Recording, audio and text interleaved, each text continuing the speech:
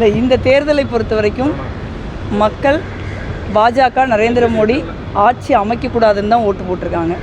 நியாயமாக நரேந்திர மோடி அவர்களும் பாஜகவும் ஆட்சி அமைக்க உரிமை கோரக்கூடாது. ஆனால் அதை ஒரு தார்மீக அடிப்படையிலான ஒரு நியாயமான உண்மையான அரசியலை நரேந்திர மோடி அவர்களிடம் வந்து நம்ம எதிர்பார்க்க முடியாது. அதனால் பார்க்கலாம். போதுமான ஆதரவு இருக்குது, அவங்க ஆட்சி அமைக்கிறதுக்காக சொல்கிறாங்க. இது எப்படி கோர முடியாதுன்னு நீங்கள் சொல்கிறீங்க? இல்லை, ஒரு தார்மீக அடிப்படையில் நீங்கள் வந்து மக்கள் உங்களை எதிர்த்து ஓட்டு போட்டிருக்காங்க, அதுதான உண்மை.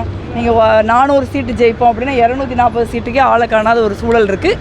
இது ஒரு இது மோடி ஆட்சி, பாஜக ஆட்சி கிடையாது, இது வந்து என்டிஏ ஆட்சி அப்படின்னு அவங்க ரொம்ப தெளிவாக சொல்கிறாங்க.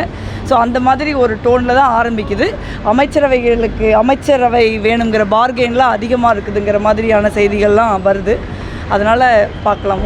ஒரு மிகச்சிறந்த ஒரு எதிர்க்கட்சியாக நாங்கள் வந்து செயல்பட்டிருக்கோம் கடந்த 5 ஆண்டு காலத்தில். நரேந்திர மோடி ஆட்சியின் மக்கள் விரோத செயல்பாடுகளை தொடர்ந்து நாங்கள் அம்பலப்படுத்தியிருக்கோம். அதனால தான் நாங்கள் மக்கள் நம்பிக்கையை பெற்றிருக்கோம். அதனால தான் நரேந்திர மோடி ஆட்சிக்கு எதிரான இந்த தீர்ப்பு அமைஞ்சிருக்கு.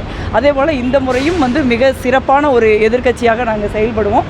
நேற்றே எங்கள் தலைவர் வந்து எவ்வளோ பெரிய ஒரு பங்குச்சந்தை ஊழலை வந்து ஒரு கருத்து கணிப்புகள் மூலம் பாரதிய ஜனதாவும் நேரடியாக நரேந்திர மோடி அவர்களும் அமித்ஷா அவர்களும் அரங்கேற்றி இருக்கிறார்கள்னு தலைவர் பேசியிருக்காங்க.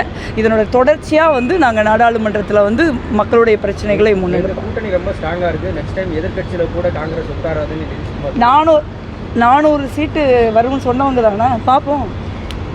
எதிர்க்கட்சி தலைவராக ராகுல் காந்தியை கொண்டு வருவதற்கான வாய்ப்புகள் இல்லை, ராகுல் காந்தி அவர்கள் எதிர்க்கட்சி தலைவராக இந்தியா கூட்டணியின் தலைவராக நாடாளுமன்றத்தில் இருக்கணும்னு தான் இந்தியா கூட்டணியின் தலைவர்களும் காங்கிரஸ் கட்சியும் விரும்புகிறது. அது சம்பந்தமாக வந்து சிபிபி கூட்டத்தில் முடிவெடுப்பாங்க. நான் இன்னொரு முக்கியமான விஷயம் சொல்கிறேன். நேற்று வந்து நான் பார்த்தேன், கோயம்புத்தூரில் அதிமுகவின் திரு வேலுமணி அவர்கள் பேட்டியும் அதற்கு பாஜகவின் அண்ணாமலை அவர்கள் பதிலையும் பார்த்தேன். இந்த வார்த்தை போருங்கிறது ஒரு நாடகம். பாரதிய ஜனதா கட்சியினுடைய அழுத்தத்திற்கு பயந்து அதிமுகவும் திரு வேலுமணி அவர்களும் களத்தை பாஜகவுக்கும் அண்ணாமலை அவர்களுக்கும் விட்டு கொடுத்தார்கள். அதனால தான் வந்து அங்கே பாஜகவும் அண்ணாமலையும் அவ்வளோ ஓட்டுகளை வந்து கோயம்புத்தூரில் வாங்க முடிஞ்சது. அதை மறைக்கிறதுக்காகவும் நீங்கள் அப்பாவி அதிமுக தொண்டர்களை ஏமாத்துறதுக்காக தான் வேலுமணி அவர்களும் அண்ணாமலை அவர்களும் இந்த நாடகத்தை அரங்கேற்றுகிறார்கள். பாஜக அதிமுக மறைமுக கூட்டணியை மீறி தான் இந்தியா கூட்டணியின் திராவிட முன்னேற்ற கழக வேட்பாளர் ஒரு மகத்தான வெற்றி பெற்றிருக்கிறார். அதனால் இது இந்த மாதிரி பாஜகவுடைய வாக்கு வங்கி அப்படிங்கிறது இந்த மாதிரி அதிமுகவுடைய அண்டர்ஸ்டாண்டிங்கில் வந்த வாக்கு வங்கி தாங்கிறத நம்ம நினைவில் வச்சுக்கணும். நேராச்சு.